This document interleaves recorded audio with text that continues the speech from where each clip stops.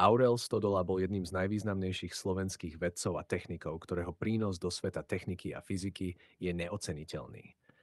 Narodil sa 11.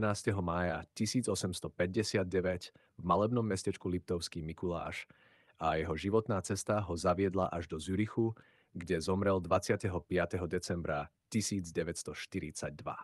Stodola je považovaný za zakladateľa teórie parných a plynových turbín a za priekopníka v oblasti technickej termodynamiky. Stodola začal svoje vzdelanie na technike v Budapešti a neskôr pokračoval na Polytechnike v Zürichu, kde sa stal profesorom. Jeho práca na parných turbínach a ďalších energetických strojoch mala zásadný vplyv na vývoj moderných technológií.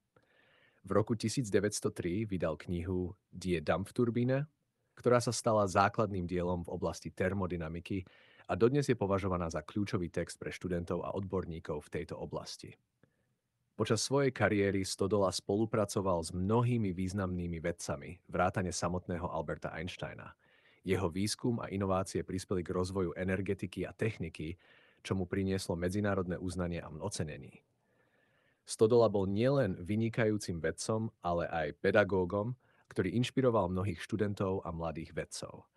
Jeho prednášky boli známe svojou jasnosťou a zrozumiteľnosťou, čo mu získalo obrovský rešpekt medzi študentmi. Okrem svojej vedeckej práce bol Stodola aj aktívnym členom spoločnosti. Zaujímal sa o sociálne otázky a bol zástancom technického vzdelávania pre všetkých. Veril, že technológia a veda by mali slúžiť ľudstvu a prispievať k jeho pokroku.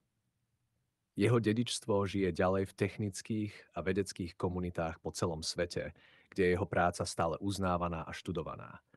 Aurel Stodola je príkladom toho, ako môže jeden človek svojou prácou a odhodlaním zmeniť svet. Jeho život a dielo sú inšpiráciou pre všetkých, ktorí sa snažia prispieť k pokroku a rozvoju ľudstva.